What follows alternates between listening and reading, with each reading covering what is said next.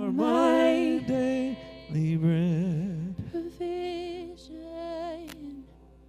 Your very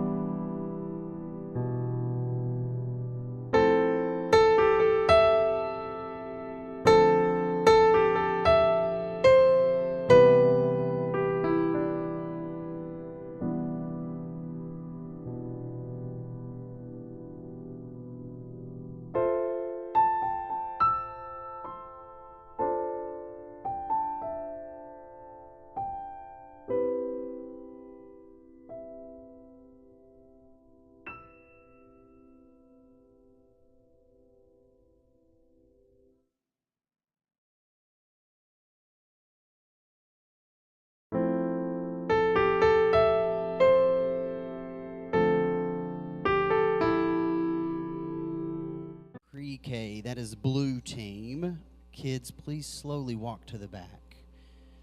Go ahead. If you're in pre-K, blue team, find your teacher back there, Miss Kata. She's going to have a blue flag. Go ahead, kids.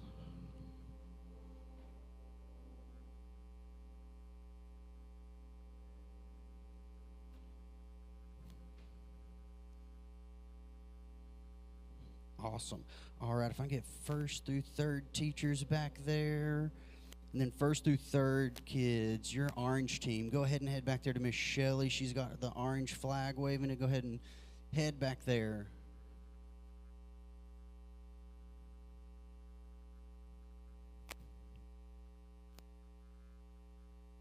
Perfect.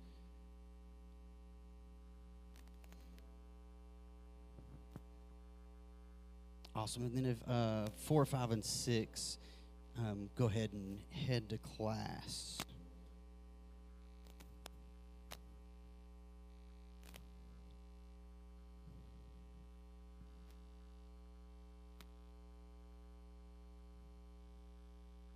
Awesome. Well, good morning, everybody.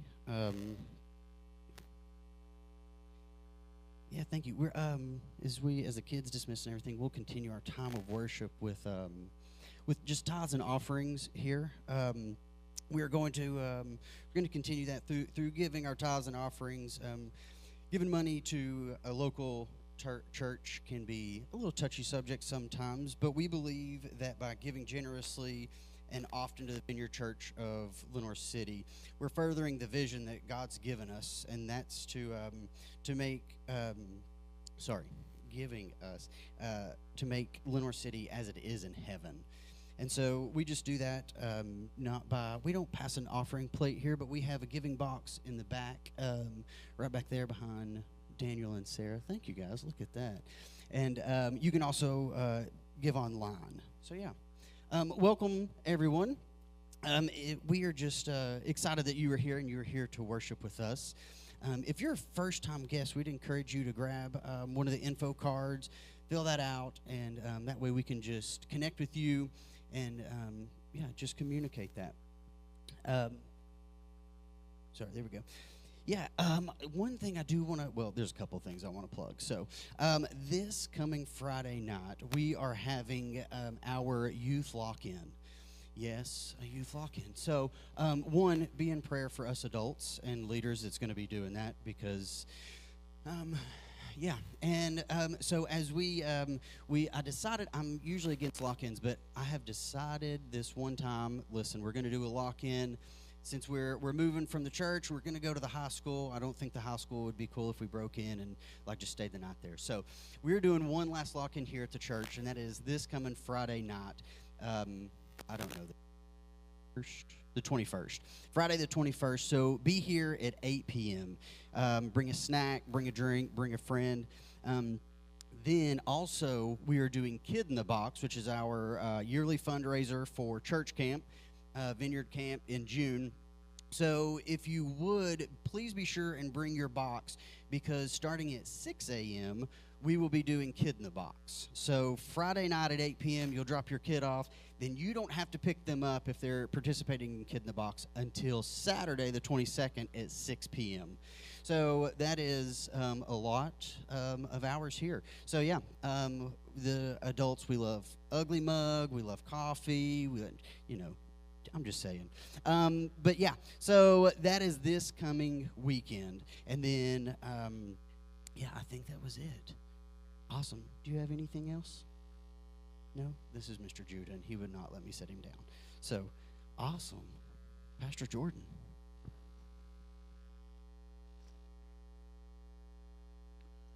Well, good morning. Good to see you guys. I have a couple more things that I want to... Oh, that's the AC. Came a sound of a mighty rushing wind. I wanted to plug a couple of things. First and foremost, this afternoon, immediately after service, from 1 to 4 o'clock, we have a marriage seminar that's going to be happening here in the sanctuary. Paul and I are going to be tag team teaching that. And so it is not too late to come. If you want to come, please just show up. However, if you have kids and if you want to eat, it's too late because we have already selected people to watch kids for a specific number and already bought a specific amount of food. So if you want to eat lunch and then come, that'd be awesome. We would love to have you guys again from 1 to 4. Another thing is we are in the middle of doing a Holy Spirit ministry training on Sunday nights. So I'm teaching that from 6 to 8 o'clock. The Lord has been moving from 6 to 8 o'clock here at the church.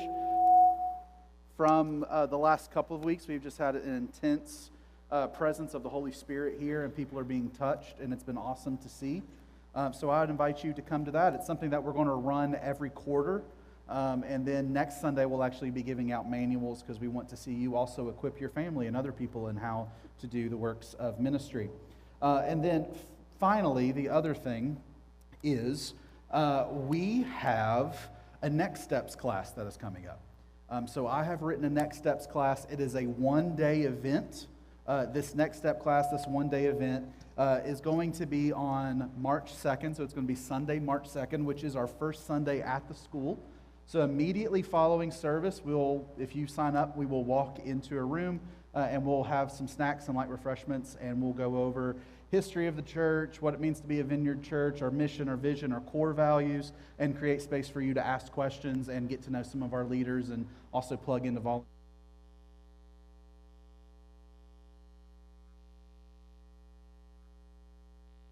Mike's dying. So I think that is it. Registration for that Next Steps class will be going live next week. So we already have an event created, and then we'll make it live so that it can be shared and you guys can sign up and register and everything. So today, we are going to be continuing our series on marriage. We're going to be continuing our series on marriage and relationships. Would it be easier if I transitioned to a handheld?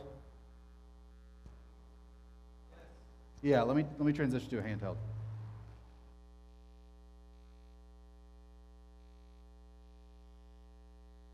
Check. There we go. That's better. Okay. So, over the last few weeks, we have said quite a few things about marriage. I wanted to make sure that we also spent time talking about all the various stages that people find themselves in. If you remember back to the first week, we talked about singleness. Singleness is a stage that we all find ourselves in at some point in our lives. We either, all of us start off as single, but then some of us get married, others of us stay single, and then those of us who do get married, sometimes we find ourselves single again, whether through divorce or death of a spouse. And so learning about the importance of singleness is important for all of us. All of us need to know about the importance of singleness, that it is a season that we can devote to the Lord. It's a season of time that we can set apart specifically to the Lord to grow and mature in our relationship with Him. And then last week, Paul kind of laid a foundation. He laid a theological and biblical foundation for God's idea of marriage, what marriage is supposed to look like, what marriage is, what marriage isn't. And today, I wanted to go super practical. I'm talking super practical. I was tempted to call this message 4 Keys to a Happy Marriage, but that sounded way too corny, so I didn't go with that one. Instead, I'm a firm believer that Christian marriages can thrive when biblical principles are applied. Christian marriages can thrive when biblical principles are applied. If you walk out of here forgetting everything else that I say, remember that phrase. Christian marriages can thrive when biblical principles are applied. I can't give you 4 keys to a happy marriage. I cannot give you 4 steps that guarantee that you will never end up in divorce. I can't give you 3 keys on how to make sure that you have the happiest marriage that's ever been seen before in the entire world. What I can give you are 4 principles. 4 principles that I believe are clearly taught in Scripture. Not all of them are specifically directed at married couples, but I believe in wisdom and in experience that they speak to married couples. 4 principles that lead to a thriving marriage. How many of you guys want your marriages to thrive?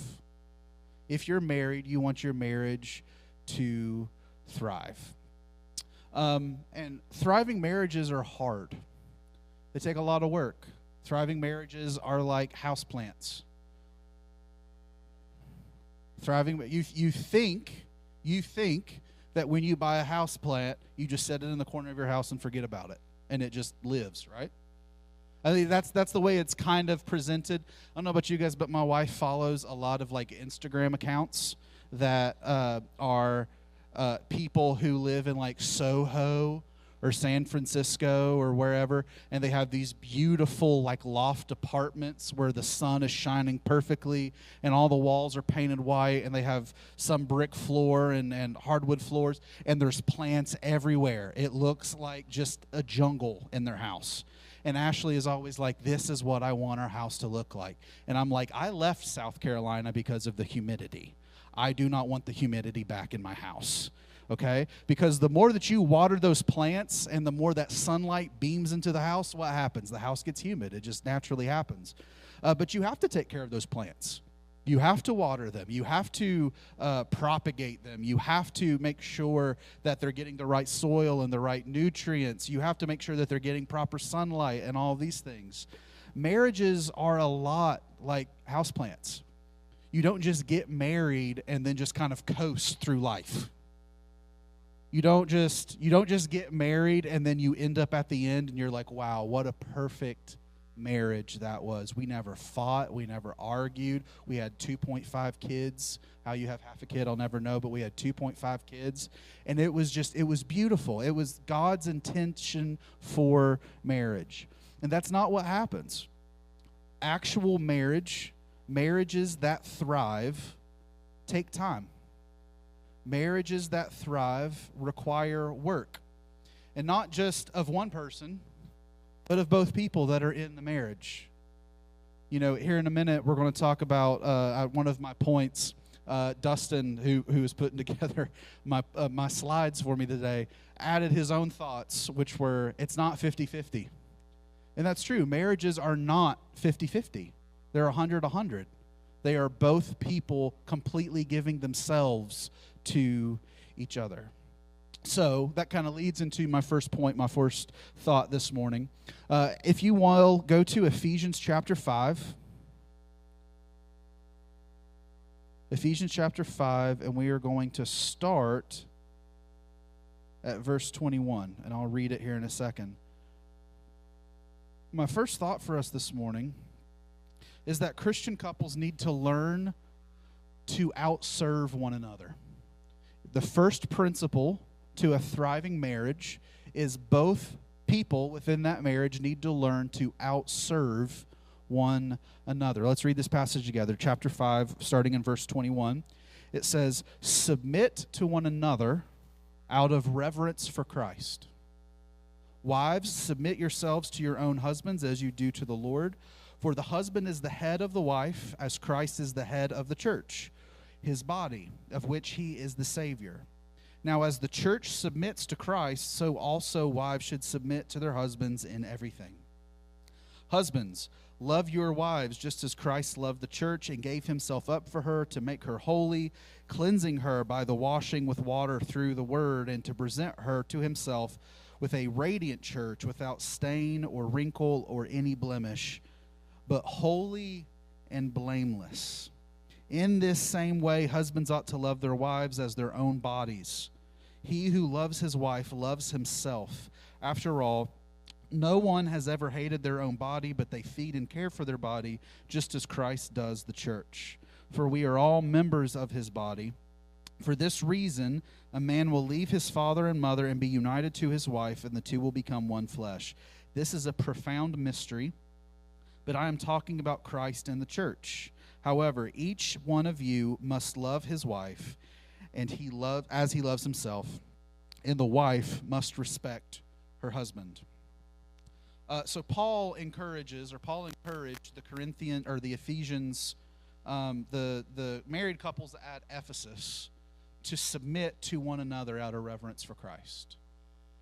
The idea of submission has been notoriously difficult to talk about because it's been abused a lot of times. And it was notoriously a difficult topic to address even back then. Because you've always had two camps in the church. You've always had two camps in the church. The first camp you've had is the patriarchy, or those who think society, the church, and the family is supposed to be dominated by men. Then you've had militant feminism, or those who think society, the church, and the family is supposed to be dominated by women. This Roman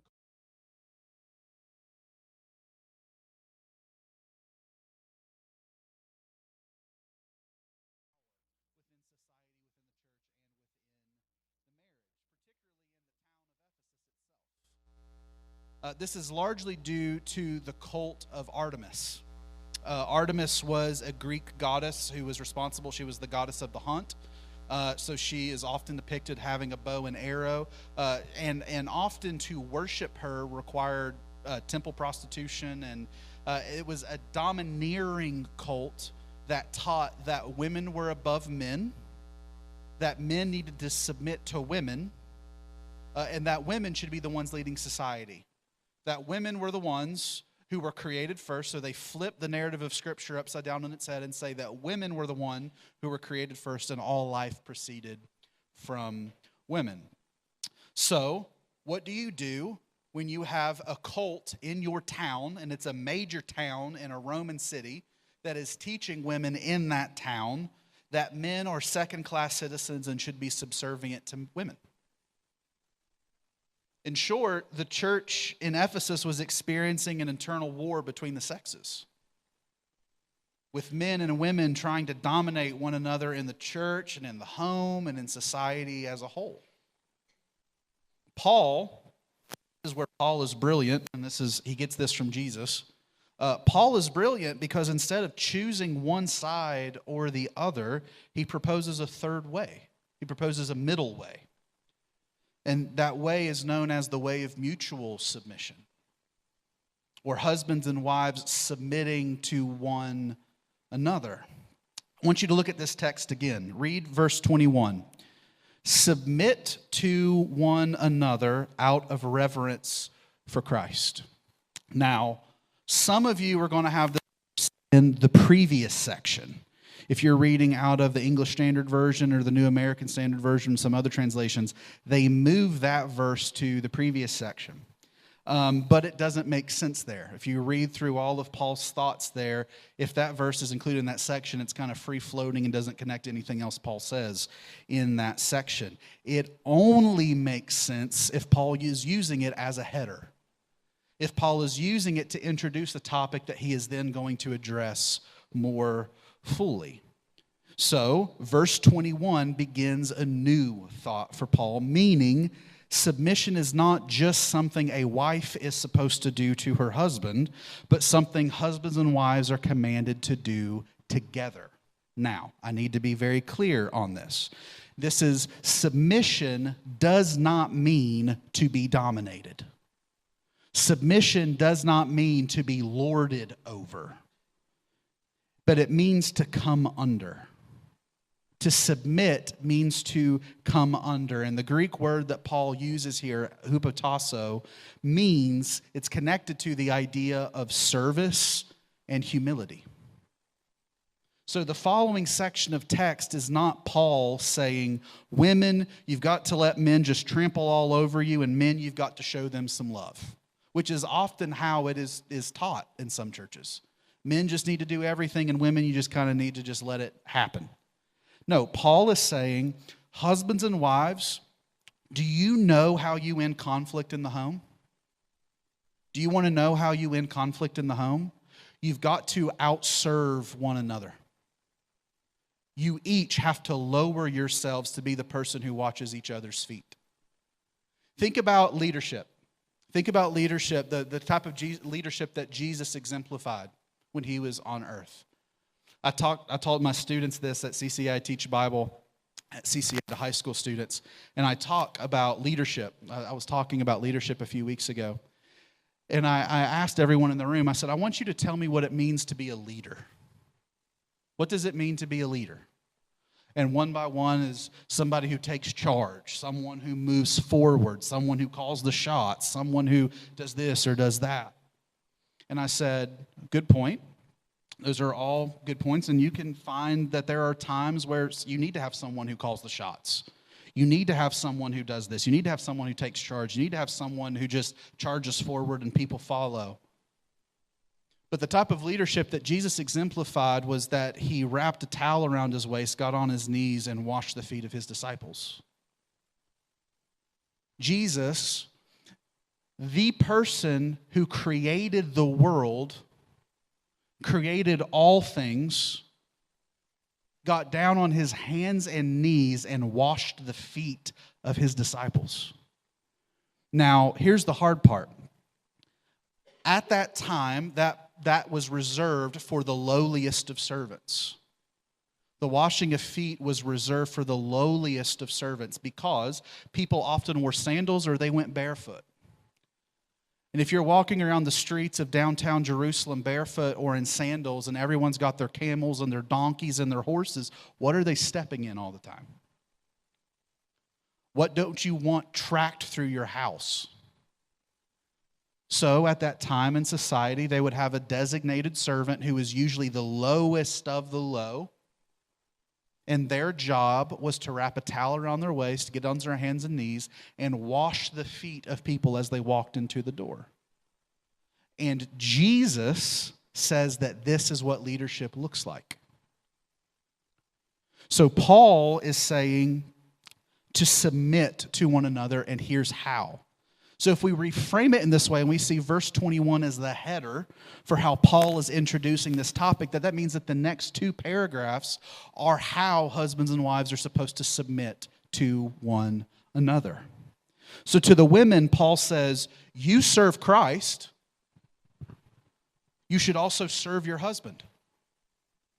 It's easy for you to serve a man when it's God.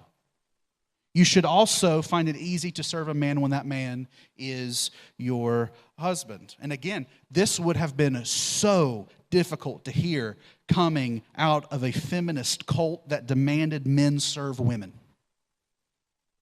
It would have been wild to hear. This was countercultural for people in Ephesus, specifically women, to hear. Paul is telling the women in Ephesus, he's saying that Paul... The way that you serve your husband, the way that you submit to your husband is you respect them. They need to be placed back into the order of society. They need to be placed back into the rightful place. They're not below you. They are not to submit to you. You are not supposed to dominate them. Instead, come up higher. Bring them up higher. Now, when it comes to men, people point out that Paul, this is always what's cracked me up, is like Paul gives all of these things for men to do. He's like, you need to give sacrificially, you need to work overtime, you need to... Women, respect your husbands. And it's like, well, women seem to get off easy here. Men are the ones that have to like die. You know, I was counseling a young woman one time. Ashley and I were meeting with this young woman, and she was dating this man, and this man told her, I'm going to call off this relationship because you won't submit to me. And the girl looked at him in the face and said, I'll submit to you when you die for me like Christ did. Which was a real kind of dagger that brought in, we needed to have some healing conversations after that, I'll say that. So now when it comes to men, Paul wants to point out that Paul not only tells them to love their wives, women get told to submit, and then men get told to love, but that doesn't quite grasp all that Paul is saying in this passage. Marriages were often prearranged. We often forget that when we read through this passage. Marriages were often pre-arranged, and love was never calculated into the equation in the first place. In short, women were seen as property. Paul is saying something countercultural, not only to the people in Ephesus, not only to Roman society as a whole, but even with Judaism and Jewish society. Paul is saying something countercultural here, and that is that husbands should love their wives. That they're not to be seen as a piece of property, they're not to be seen as a side piece, that they are to be devoted to and loved. Not just a peck on the cheek kind of love, but sacrificial love. Love that is exemplified when Jesus died on the cross.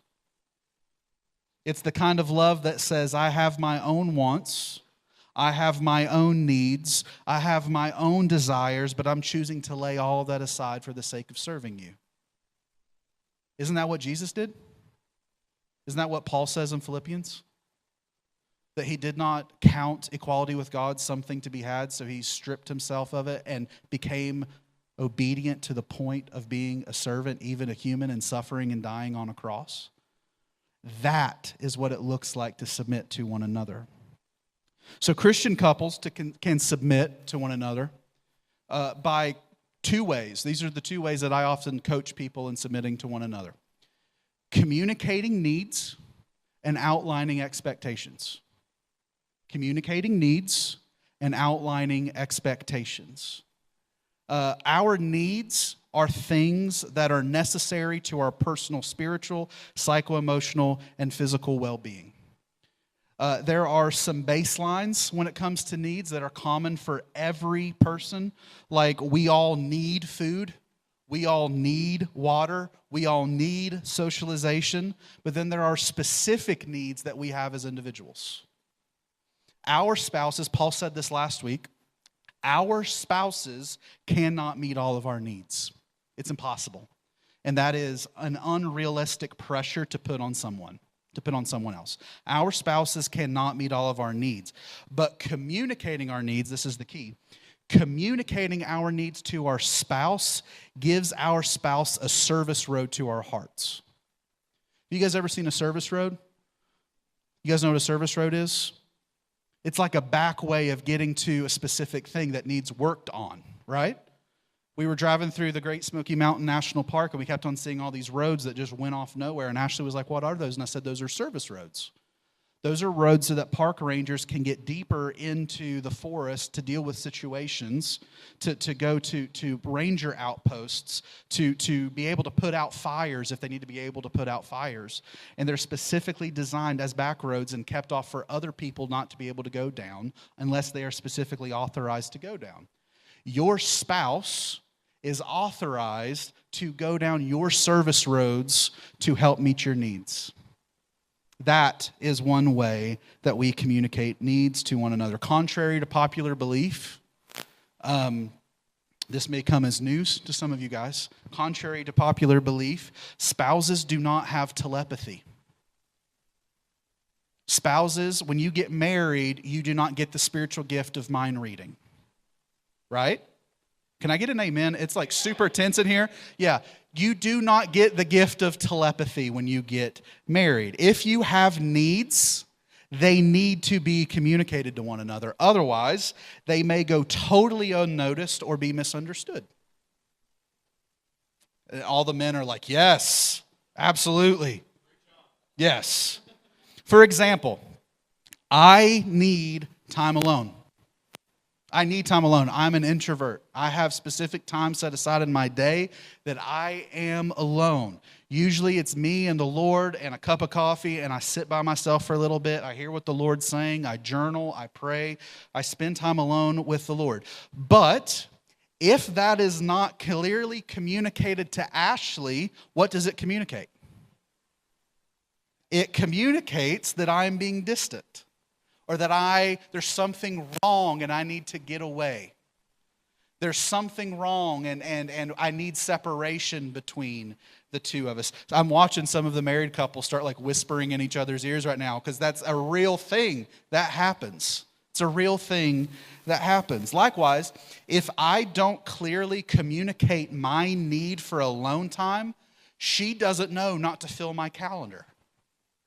If I don't clearly communicate, hey, I need this amount of time per day just to be alone and recharge, she doesn't know, hey, I'm going to schedule a coffee with so-and-so at this time.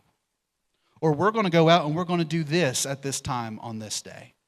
Thankfully, I have a wife who knows me inside and out way better than I probably even know myself. And she knows that I need alone time, and so we check in with one another from week to week. But we'll get to that in a minute. So, our expectations, so we talk about needs. Needs are personal. Like I said, needs are things that are necessary to our personal spiritual, psycho-emotional, and physical well-being. Expectations are different. Our expectations shape the way that we see ourselves and our spouse operating within our relationship. Our expectations include things like what we expect gender roles to look like within our relationship. Like who is going to make what decisions and how will those decisions be made? By a show of hands, how many of you guys got into marriage and then thought it was your role to just call the shots? How many of you guys have ever called shots and it was wrong? Yeah, okay. Are both spouses, this is another one, are both spouses going to work outside the home, or is one going to stay home and raise kids? These are expectations that we bring into marriage, because we are shaped by the relationships that we see as we grow up. Here's some more. These are, oh God, if I had $1 for every time this led to conflict. What will household chores look like? What are the expectations around household chores? Like who is going to be the one that does the dishes every day? Who is going to be the one who takes out the trash? Who is going to be the one that handles lawn care? Who is going, this is huge. Who is going to be the one to log in or call to pay the bills each month? This one was a piece of conflict for Ashley and I when we first got married, because I told our life group this last week. When Ashley and I got married, Ashley had a ton on her plate. We were both working for an insurance company. I was working in commercial insurance. She was working in personal lines insurance. And we were just running all over. We were involved in our church. We were leading a young adults ministry. We were serving in the youth ministry. Like, we were running all over the place. And so I woke up on the first of the month, and I went over to the computer and I logged into our rent portal to pay rent that morning. And I'm thinking, I'm going to take this off Ashley's plate today. I'm going to be the one who handles paying the rent today. So I log in and I make the payment. About 35 minutes later, I hear Ashley screaming from the other room, going, "Where is all of our money?" Now, I was in a predicament.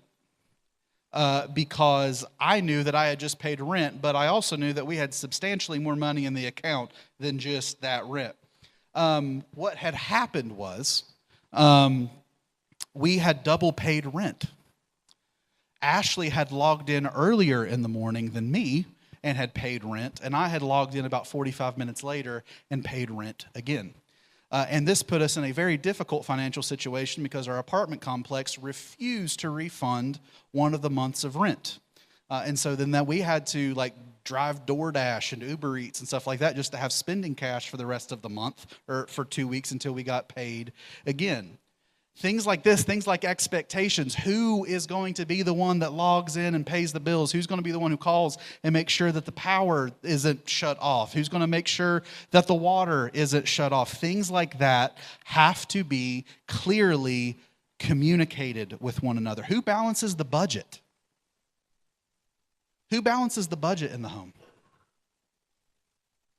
Who's going to do maintenance on the vehicles? When we got married, Ashley assumed that I was going to do that. And I'm like, listen, I don't know the difference between radiator fluid and windshield fluid. I don't know how to change windshield wipers. So if you're thinking I'm going to be the one who's going to handle all the car maintenance, I don't know what I'm doing. So we're going to have to pay a bunch of money to go get this taken care of. Here's what I'm trying to say. Uncommunicated expectations are unknown expectations, and unknown expectations are unmet expectations. Uncommunicated expectations are unknown expectations, and unknown expectations are unmet expectations. And unmet expectations are often the main ways relationships experience consistent conflict. If you want consistent conflict within your home, don't talk. If you want consistent conflict within your home, both of you just do whatever you want to do and just be two ships passing in the night. Needs and expectations have to be communicated to one another. Now, needs and expectations can change over time. As you have kids, kids are introduced into the picture, and then kids are exiting the picture as they get older and they move away. Expectations and needs shift within a relationship. So the best way to handle this is to do regular check-ins. I told you guys I'm getting super practical today. Regular check-ins, what I mean by that is regular date nights where you guys sit down and go, how are we doing? How am I doing? Am I meeting the expectations? Are there anything that we are not clear on? If there is, what is it? Let's name it specifically and deal with it. I'm telling you guys, if you want a thriving marriage, step one is to try to outserve one another. Number two, Christian couples need to learn how to handle conflict. Let's go to James chapter 1. James chapter 1, and we're going to start in verse 19.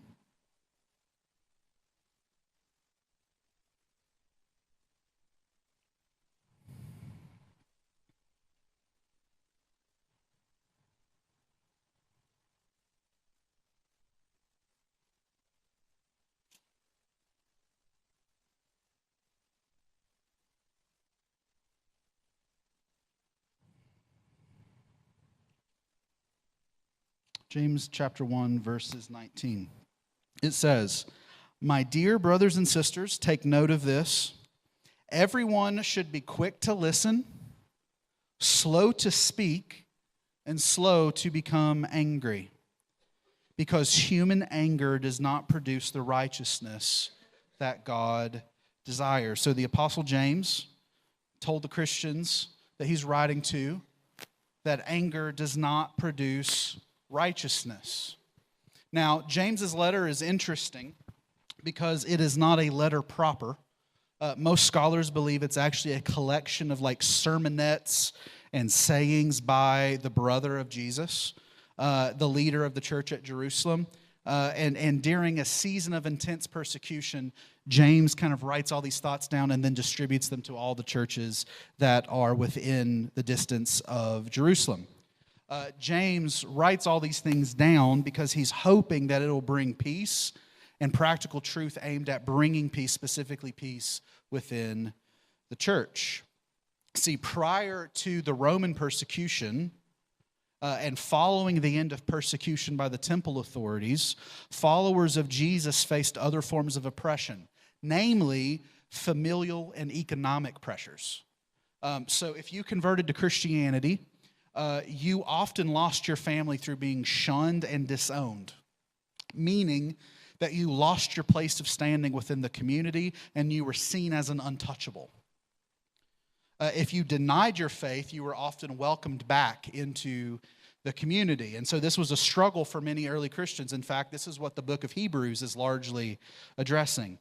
If you lost your place of standing within the community and were seen as an untouchable, you often experienced restrictions. particularly restrictions around buying and selling from certain places, being barred from attending cultural events and celebrations and other things like that. So, in short, the Christians James wrote to were experiencing economic pressures, meaning they weren't being able to buy and sell in the marketplace and provide for their families and things like that. And they were also experiencing some familial pressures. What do you do if your mom and dad is breathing down your neck every day going, won't you just come back to the family?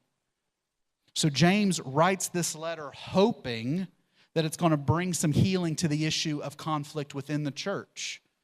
Because there was these economic tensions were creating conflict within the church. What do you do if half of your church needs help from the other half of your church? Then you get into arguments over and over and over again about who's getting fed when, how much money so-and-so's getting, things like that. Now, the primary emotion one experiences during conflict is what? Anger. The primary emotion you experience during conflict is anger. Boundaries have been crossed, words have been said, things have reached a boiling point, and boom, you have conflict. But what does this have to do with righteousness? Righteousness here, the word righteousness that Paul and James and John and others use for righteousness is about living in right standing within the community. It's the same word as justification. It's the same